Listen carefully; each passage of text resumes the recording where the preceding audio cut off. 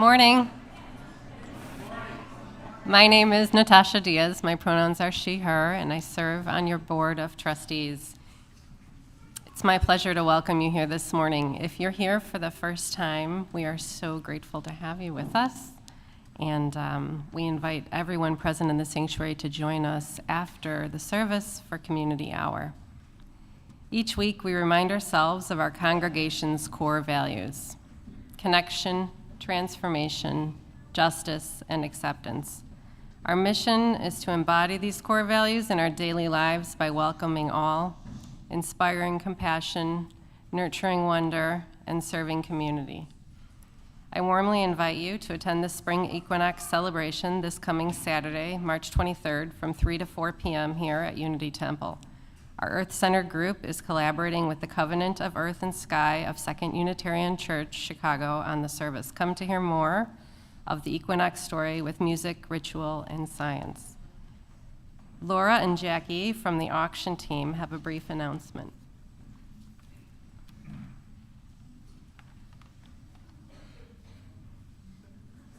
Good morning, everybody. Happy St. Patrick's Day. This is Jackie, Philly, and my friend Laura. Today's our final day for the auction. Thank you so much, everybody who has been participating and helped us out with that. We still have a lot of dinners, improv, with team building. If you haven't done improv, raise your hand if you've done improv with us. Nice and high, yes, it's so much fun. So check us out. I just dropped an I Love Oaxaca dinner the other night, so check that out too. We have a book club and author Emily who wrote a book, and she's doing a really cool, like a talk, private, 5 books on there, and much more, so check us out. Thank you for all your help and support, and I'll leave it to Laura. Hi, thanks. Okay, real quick, I'm just here to say that yay, auction. If you haven't been part of the auction, I kind of think of it as like the gateway drug to our congregation. So it's like perfect for people who don't know a lot of people, or people who know a lot of people too, but it's a great way to meet people. So if you haven't bid on anything or bought anything yet, please do. It's a great way. When we first became members, my husband and I, back in 1999, it was just a fantastic way to meet people. I met so many people in the congregation. Jim Parks I met because I got the Amish Friendship Bread, it's so good, and the Marlings and the Bankses, and just all these people that I got to know from the auction. So please do it. Thank you. Yay. Thank you. Oh, and join us for thank you cake at coffee hour. I invite you guys now to take a moment to welcome each other, both online and in person.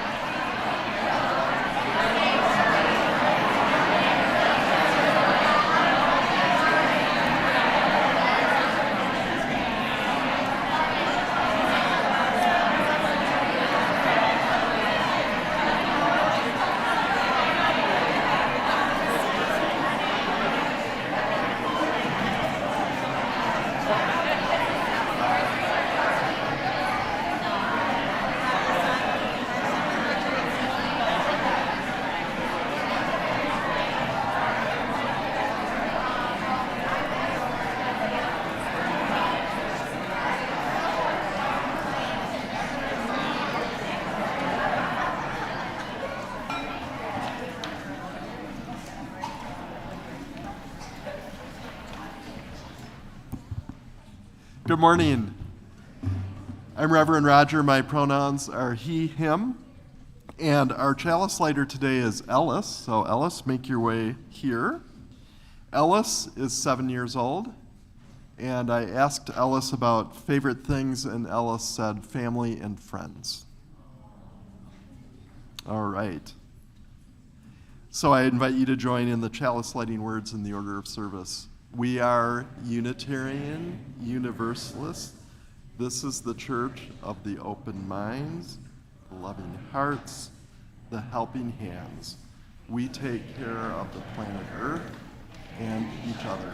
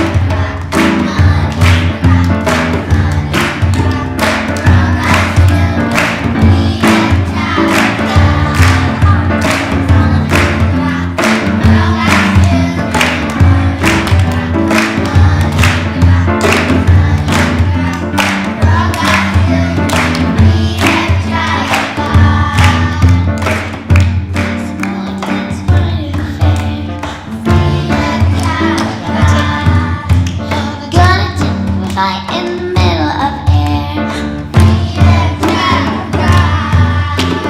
One of these nights about 12 o'clock,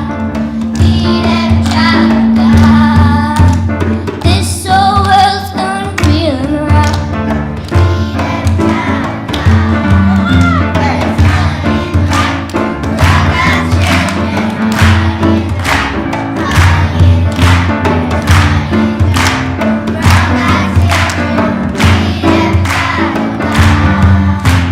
If we're gonna be fair, we gotta open the door. We've got to house the homeless and feed the poor. If the chains pull you down, you gotta break the law. Well, then we'll all taste sweet honey in the rock.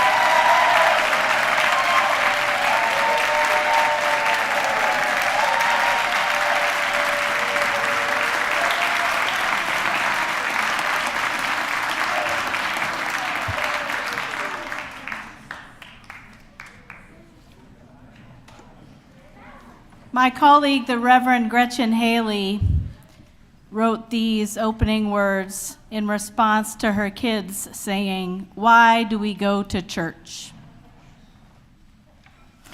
There are not enough people telling you that you matter, not because you are funny or smart or send me the best YouTube videos, that you are loved, even when you cannot get up on time or put your socks in, not beside, the laundry basket.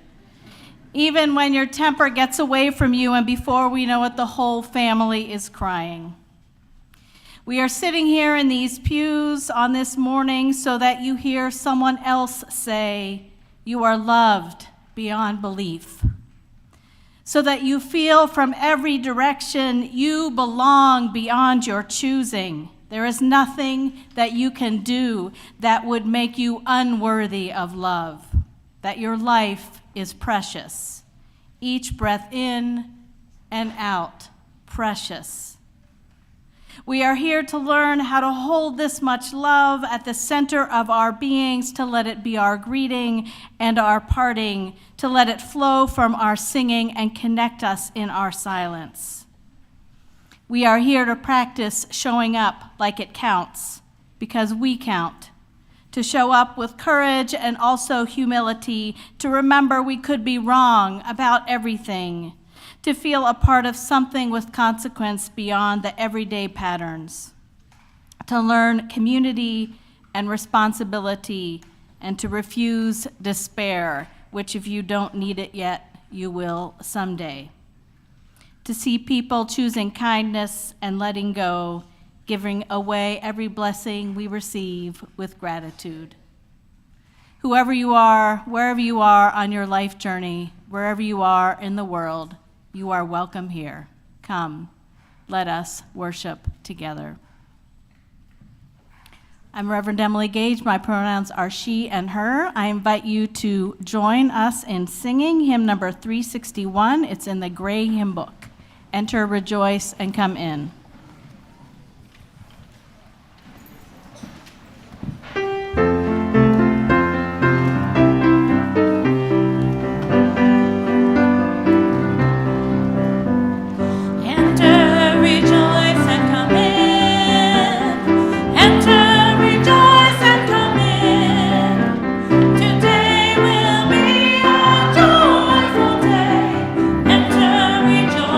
Come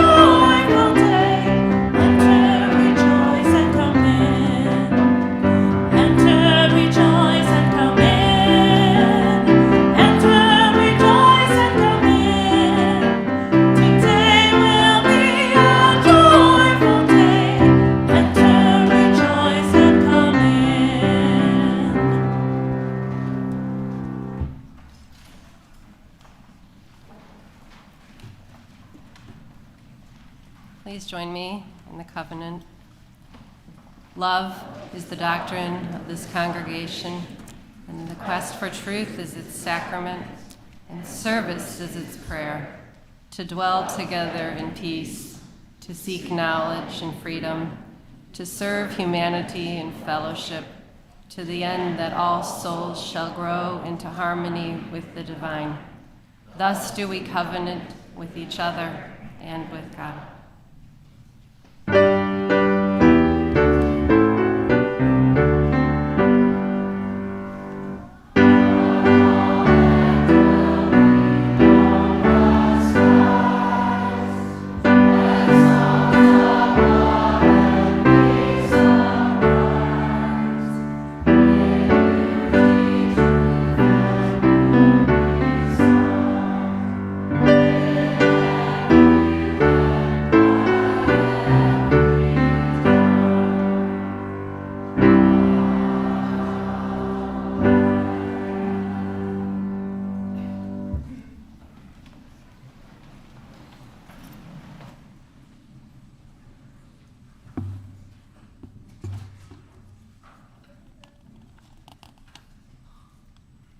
Good morning.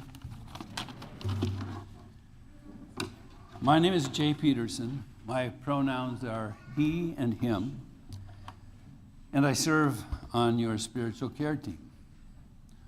Love is the doctrine of this congregation, and one of the ways we embody this love is by sharing our joys and sorrows.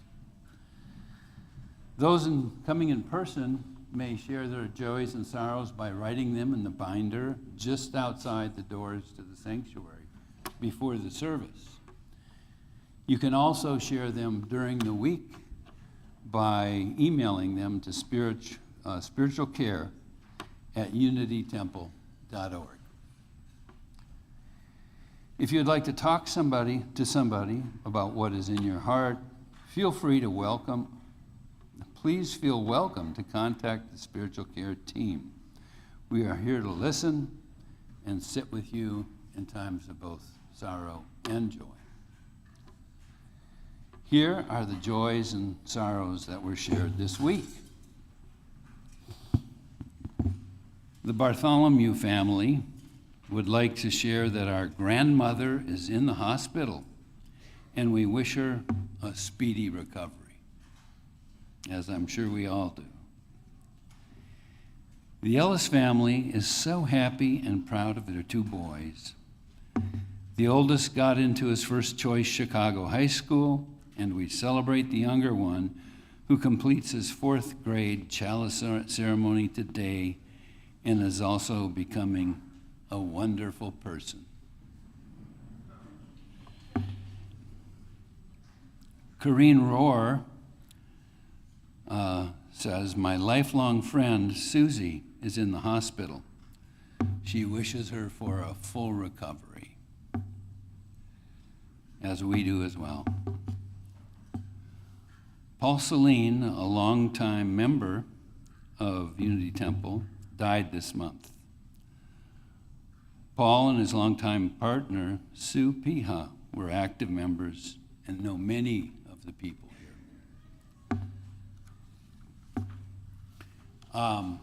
And I have a past sorrow and a joy that I'm going to mention. A couple weeks ago, my wife fell on a sidewalk, tripped on a sidewalk, and broke the head of her humerus, right humerus. And she could not use her right arm. And as it turns out, it's healing well and healing quickly. But for a short while there, the joy was that I got to help her comb her hair and put her hair up, put it in ponytails or put it on top of her head. And it was just sort of a real personal, tender moment that I would have never had without that experience. I don't recommend going that route for that.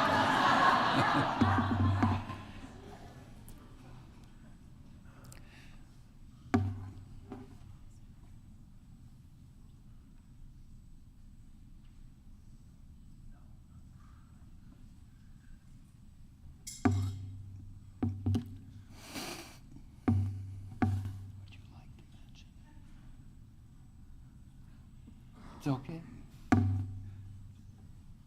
I know that we have a joy that Henry Schoenfeld had surgery this week, and he is here recovering. And you'll see him you saw him on his crutches singing, and you'll see him in the 4th grade chalice ceremony. So a special hooray for Henry.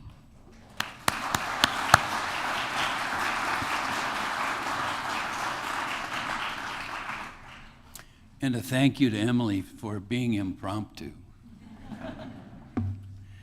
We know that some are holding joys and sorrows in silence. We invite anybody who has a joy or a sorrow to come forward to drop a stone into the bowl of water at one of our 4 stations we have around the sanctuary. We invite you to engage in the spiritual practice of silence as we do this shared ritual.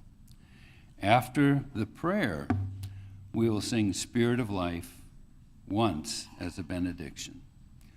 Let's begin.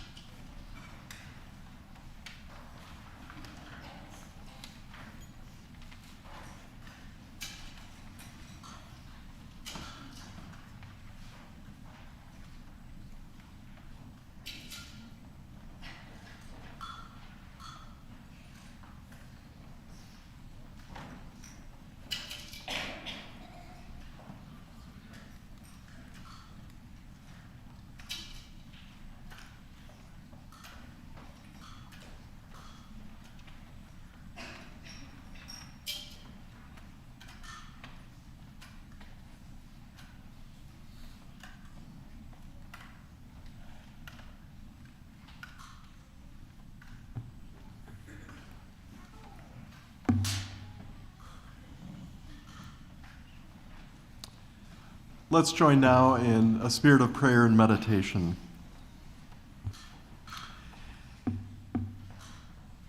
Spirit of life and love, as we celebrate a rite of passage for Unity Temple 4th graders, we give thanks for the growing, beautiful people they are. We give thanks for the interlocking web of parents, siblings, grandparents, extended family, friends, school community, and this Unity Temple community that surrounds each of these folks with love and care. We give special thanks today for the volunteers and staff of our religious education program who so generously journey with all the children and youth in their spiritual development. For all of this abundance of riches so evident this morning, we give thanks. And we hold those who are suffering this morning within and beyond our congregation. May all who are suffering from grief, mental and physical illness, addiction, poverty, racism, and other oppression, violence, or anything else, feel love and support and hope and connection. We especially hold today those in our congregation who are healing, whose bodies are healing. We hold those who have loved ones, family, or friends in the hospital. We hold the family of Paul Salinas. And today we celebrate with all those in this space and beyond who are joyous in their hearts this morning.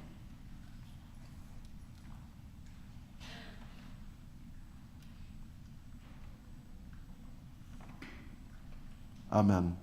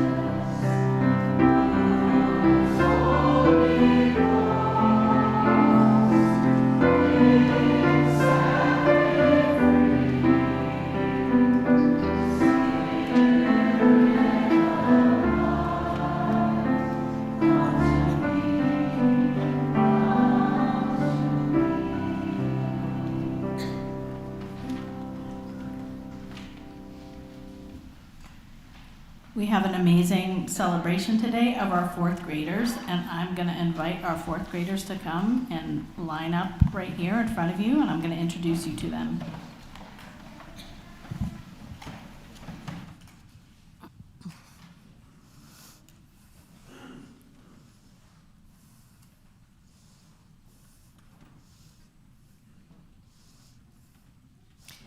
It's very convenient that we have a line here on the carpet that makes it easy to line up. This is Cameron. This is Alice. This is Owen. This is Sebastian. This is Henry S. This is Michael. This is Harvey. What? No. This is Henry. There's Henrys and Harveys. This is Henry K. This is Mason. This is Abe. This is Harvey, not Henry. This is Calvin, and this is Sawyer.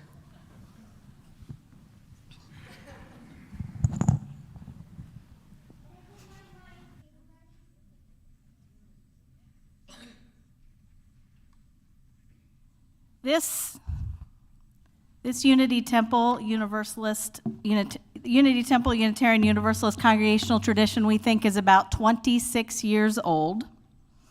It's a rite of passage for our fourth graders who spend their Sunday mornings at Unity Temple playing games, having great discussions and adventures, pondering some of the great questions of life, and otherwise exploring Unitarian Universalism. It will be impossible to capture all the energy and passion and creativity that goes on next door at Gale House, but I hope you will catch at least a glimpse of it this morning. I know there are some of you who don't have any idea what goes on with our young people in other spaces around Unity Temple. There are some that do, and I want to give a special shout out to Jason. He's over there. Katie, Stephanie, and Molly. They're trying to be all casual, but they're awesome. They have worked with our fourth graders this year. And I assure you, if you are so lucky as to spend some of your time with our young people, you will be inspired and startled and enriched by your time with them. You'll see today. And I invite you to remember this when we begin recruiting for classroom leaders next year.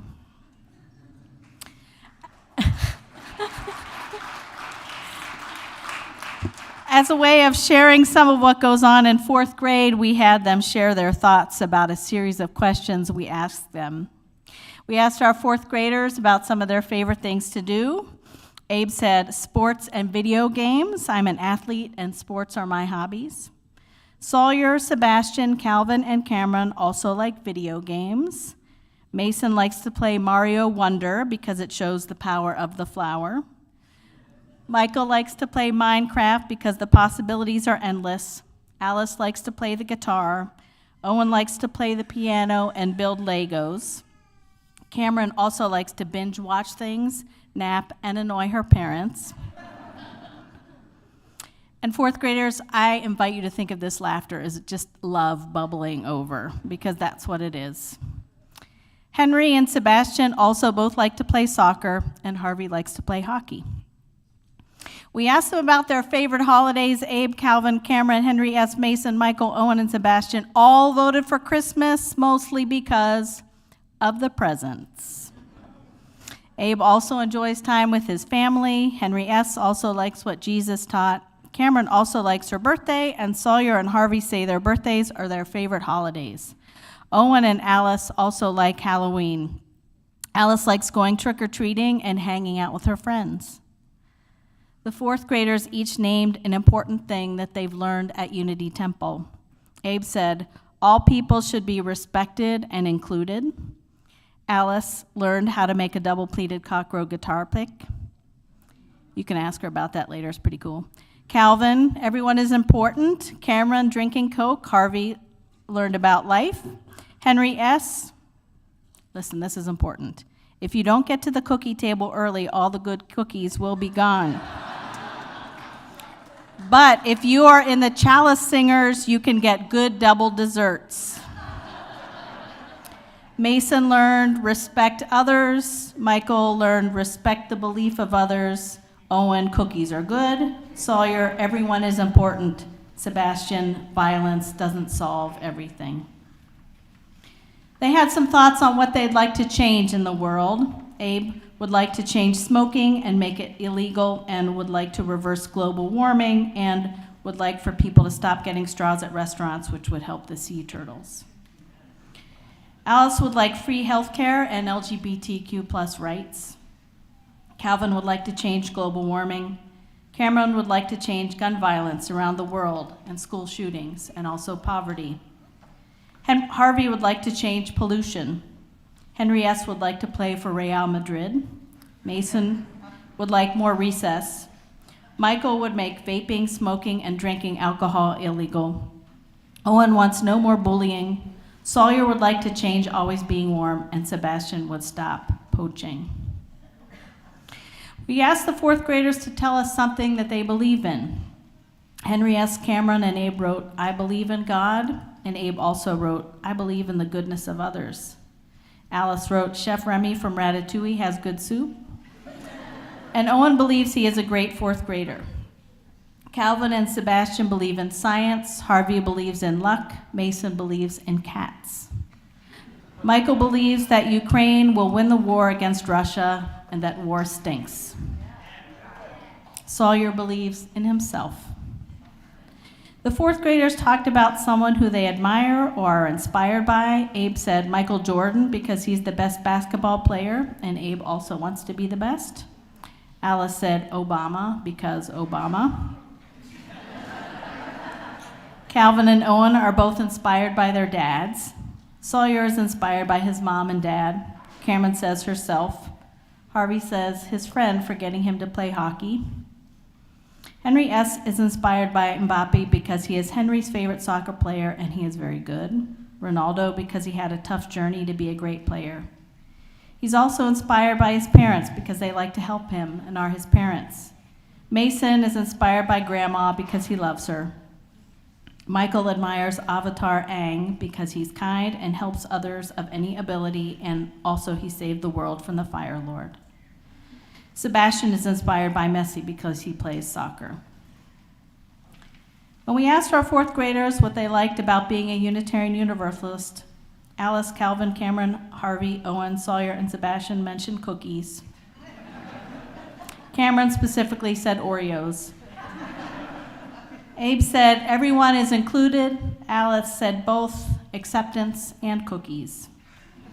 Henry S., I don't have to stay for the whole service and my mom can't stop me from eating cookies. Mason likes going to church and seeing people. Michael likes coming to his 4th grade class. Owen likes lectures along with his cookies.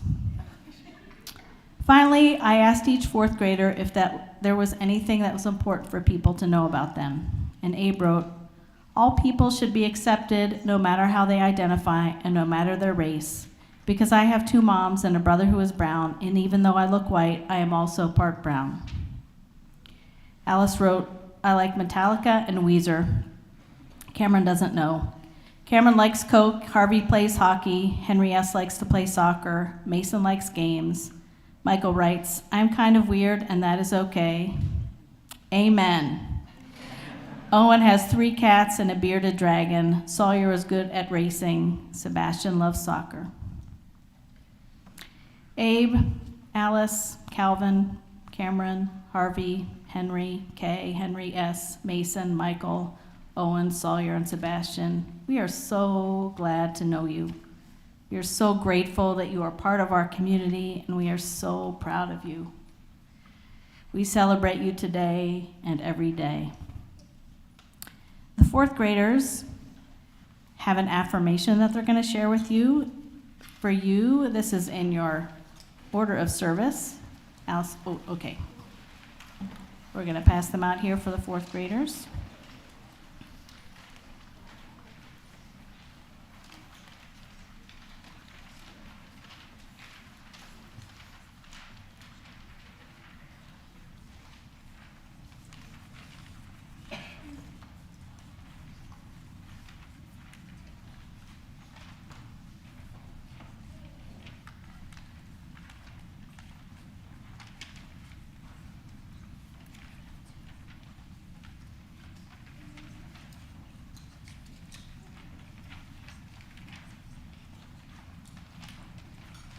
All right, 4th graders, you ready? Here we go. 1, 2, 3. May we find within ourselves the courage to be who we are. May we know when it is time to listen and when it is time to speak. May we trust ourselves to be the ones to find the words that need to be said or to do what needs to be done. May we trust one another and know that there are many ways to life. May we know that though we cannot change some of what life gives us, we can choose how we deal with what we are given. And I invite you to join the 4th graders in the rite of recognition. Ready, 4th graders? 1, 2, 3. We come to be recognized. As our own. We celebrate your growth in maturity, in faith, and in knowledge of our religion.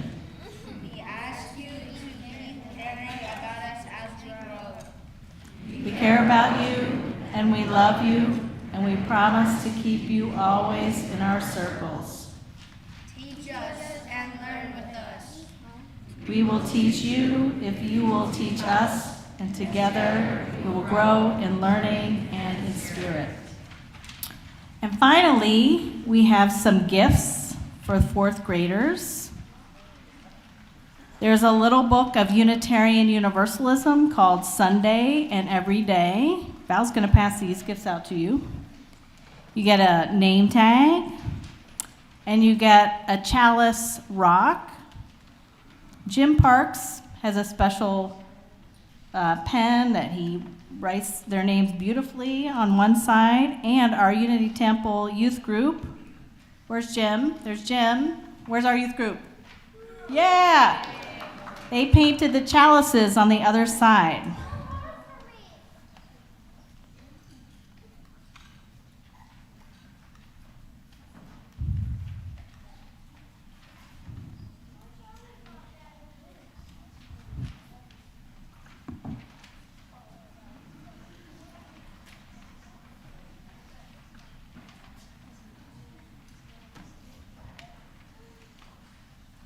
Let's give it up for our 4th graders.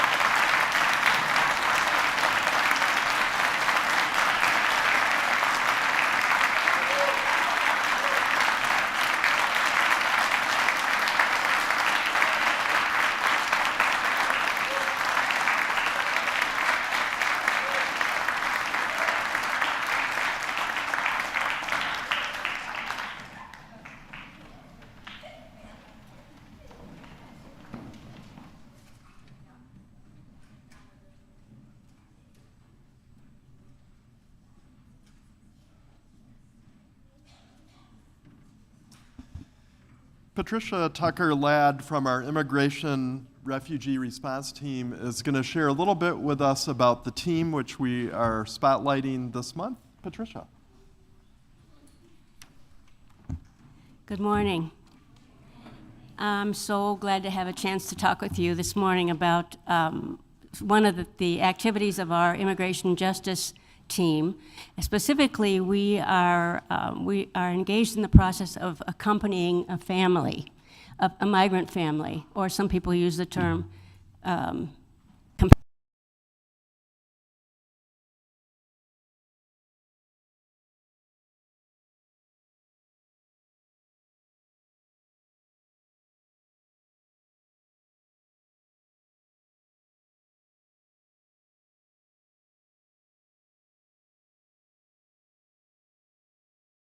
to do is to provide support for them in their new environment.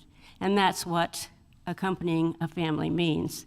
It's really a vital step for them to, I don't know, what I would say is to acclimate, to navigate American life, American culture, all of that. Now, let me give you some examples of what accompanying might be, so you can get a feel for it. It might be helping a family figure out how to use public transportation, or helping them with the banking system, or stocking their kitchen for the first time, or gift cards for grocery stores and, you know, everything you need at Walmart. Or no, Jill Osco, excuse me.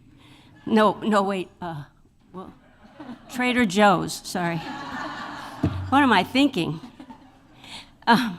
Another possibility would be to provide transportation to and from medical care and food pantries, because they're all going to need that kind of thing. A really simple one that I got to do yesterday was help some people learn how to use the website GoodRx, where they can get inexpensive drugs for their prescriptions. So our team is is accompanying one family in Elmwood Park. They just moved there 2 weeks ago. They're doing fine. They're doing really well. I will see them again today. But there are lots of families that don't have anybody to accompany them. And I can give you an immediate example, because a family that I helped move to Cicero last week, we were able to, with funds that my friends gave me, we were able to stock their kitchen. Somebody gave them a bicycle because they don't have a car, but they do, you know, and that's wonderful, but they don't have everything that, you know, they don't have the surrounding supports. So I'm really hoping that, well, let me just say something else. We really want to invite you to participate in this kind of activity. And it's a loving, it's a merciful activity. If you're interested at all, please stop at our table in the coffee time and get a better sense of the whole picture. I can tell you from direct experience, because I've been doing this volunteering since last May, it is fun, it is interesting, it is sometimes challenging. You'll learn things you never thought you needed to learn, that's for sure. And by the way, do not worry if you don't speak Spanish, because our migrants, our new neighbors, are very skilled at using the telephone or the cell phone for translation. And so all you need is Google Translate or something like that on your phone, and you're all set. Let me say one more thing, or two more, actually I need to say two more things. If someone wants to help but doesn't feel that they can do the whole accompaniment, there are lots of things that people can do. Let me give you some examples from my own experience, and every volunteer will have different ones. But a friend of mine who lives up north, she lives too far away to accompany a family, so last week she gave me a $200 gift card to Tony's, which is the main store that Latino families like to shop in. Another friend just bought a bed frame. You'll smile at that. This is our Elmwood Park family. Last week, the mom and dad in their bed, the bed frame just collapsed on them. That was a really fun night for them. So my friend Karen just went and bought one, and we're going to take it to them this afternoon. There are lots of little things. Another friend bought, a family was given a bike that had flat tires, and another friend bought a pump for them. Simple, right? There is a Walmart wish list, which you can, if you want to contribute in that way, and you can get information from our table about that. A really simple thing is, donating quarters for the laundry. Laundry is more expensive than it was when I was going to the laundromat. Or also Ventra cards, because every migrant needs laundry and bus transportation. So I'm going to stop with that. Wait, one more. One of our, you can tell I have some passion about this. One more. One of our members is a social worker, clinical social worker, and she has given pro bono counseling. Another person in the community, she's not part of our congregation, but she's, Dr. Esther Lopez, has given, hours and hours of pro bono dental service to the migrants since last summer. She is an angel. Anyway, I mention those things because maybe there's someone in the congregation that has a service or a skill or something that they want to offer. Thank you for listening. Thank you, Reverend Roger. Thank you, Reverend Emily, for letting me speak. Thank you. Thank you, Patricia.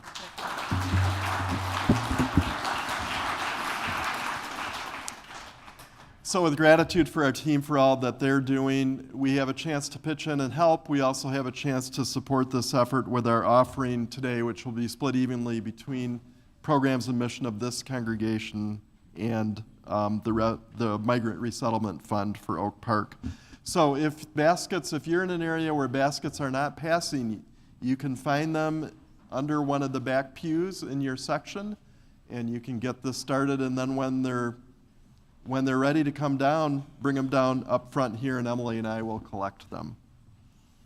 So the contributions today will help asylum seekers currently living in Oak Park find long-term and safe, secure housing.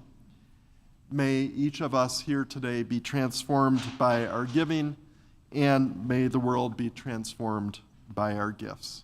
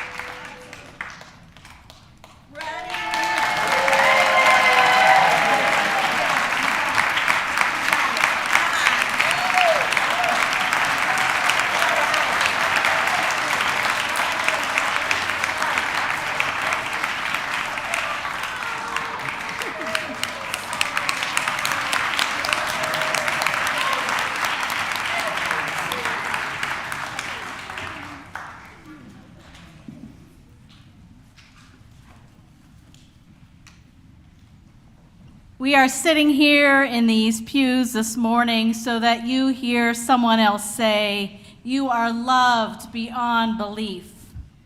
So that you feel from every direction, you belong beyond your choosing. There is nothing you can do that would make you unworthy of love. These beautiful words from the Reverend Gretchen Haley sum it all up for me. If there's nothing else that our young people take from being part of Unity Temple Unitarian Universalist congregation, it is this: knowing they are loved. Well, if it comes down to it, that message is not just for our young people, of course, it's for all of us. You are loved. You are loved. You are worthy and wonderful, and you belong beyond belief and beyond your choosing. At last week's fourth grade class, we got into kind of a philosophical discussion about why we have such a thing as the fourth grade chalice ceremony. I was explaining that part of what we do as a religious community is that we celebrate particular times in our lives, times often that are moments of change. We have baby and child dedications to celebrate our young ones arriving into the world. We celebrate our young high schoolers as they fully enter adolescence. We honor our high schoolers as they graduate. We have weddings, of course, and memorial services when people die. And, as I said, we also celebrate our fourth graders. But why, they wanted to know. Because we are 10 double digits? One of the leaders pointed out that there is a good developmental stage answer. The truth is that I don't quite have the right words for it, maybe because this age feels a little bit magical, some great combination of sweetness and open-heartedness and thoughtfulness. All that right at the time before they are about to enter the changes into puberty and adolescence. In our discussion, some of them had doubts about the words in the Rite of Recognition where the congregation says, "We will teach you if you will teach us." How on earth, they wanted to know, will they teach us? And I let them know that their thoughts and words sometimes help us grown-ups make us see things so clearly and sometimes in a brand new way. So they are indeed very often teaching us. I keep pondering Alice's words about what they like about being a Unitarian Universalist. Alice summed it up like this: acceptance and cookies.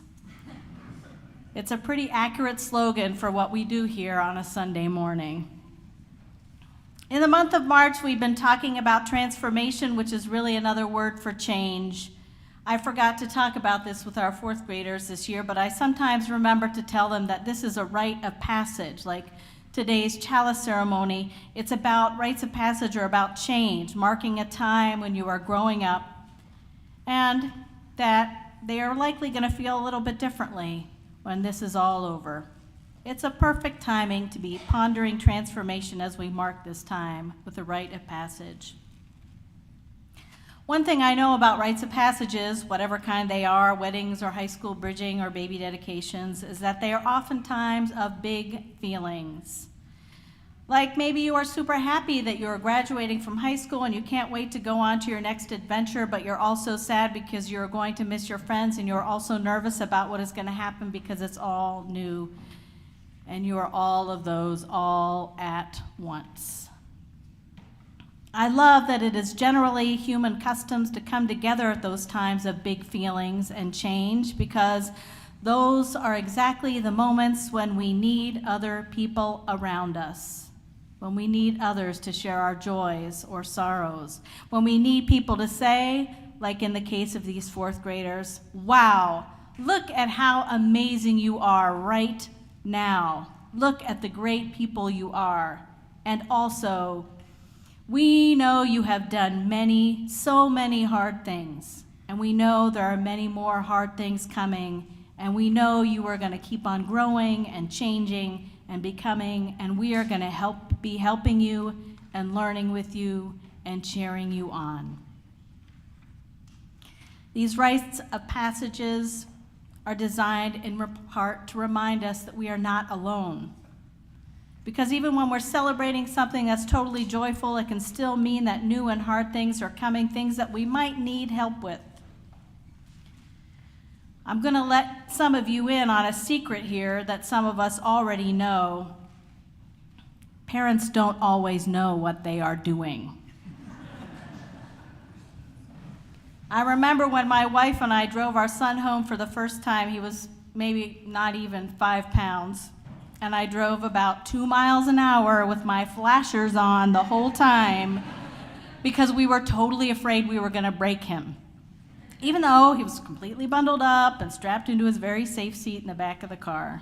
And then we got him home and we thought, now what? Actually, we have said that many, many times. Your parents probably did or do too. We have baby or young child dedications here in parts that we can tell parents that we are here to help them along the way of the adventure of being parents.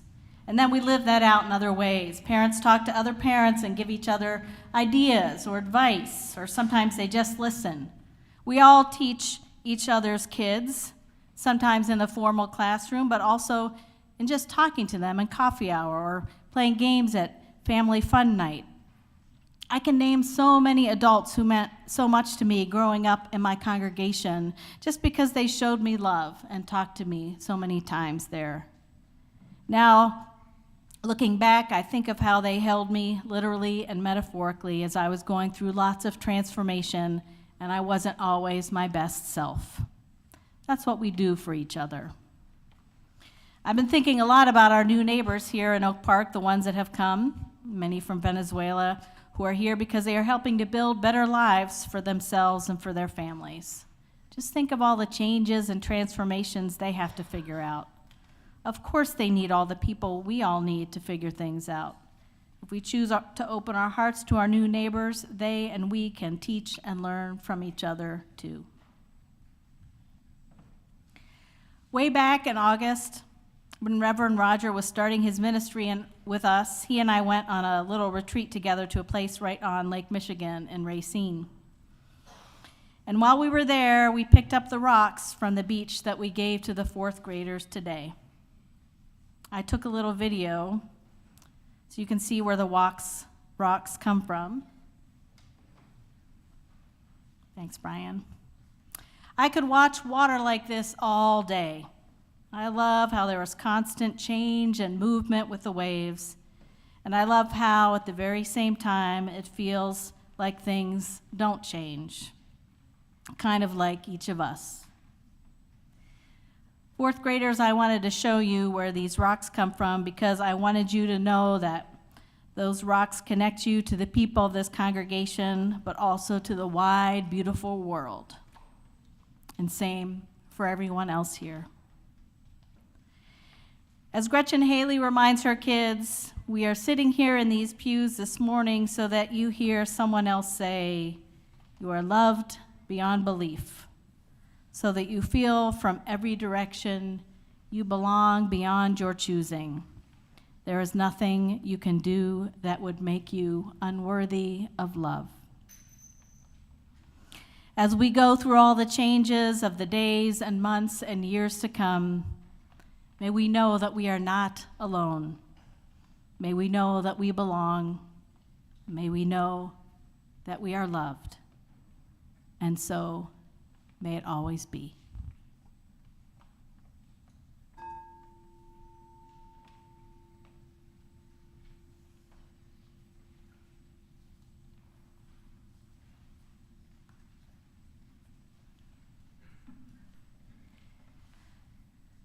I invite you to rise in body or spirit. We're going to sing hymn number 368. Now let us sing. It's in the gray hymn book.